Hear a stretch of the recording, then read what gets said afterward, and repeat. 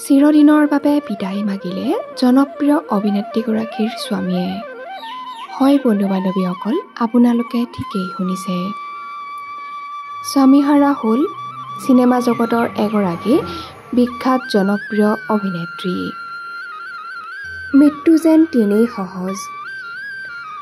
খেলি থাকোঁতেই হঠাৎ মৃত্যুক সাৱটি ল'লে জনপ্ৰিয় অভিনেত্ৰী কৰিশ্মা কাপুৰৰ প্ৰাক্তন স্বামীয়ে।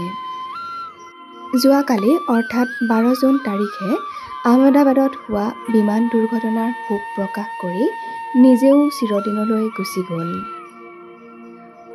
অভিনেত্ৰী কৰিশ্মা কাপুৰৰ প্ৰাক্তন স্বামী তথা ব্যৱসায়ী সঞ্জয় কাপুৰৰ অকাল বিয়োগ। ইংলেণ্ডত প'ল' খেলি থকাৰ সময়তে হঠাৎ হৃদৰোগত আক্ৰান্ত হৈ মৃত্যুক সাৱটি ল'লে অভিনেত্ৰী কৰিশ্মা কাপুৰৰ স্বামীয়ে।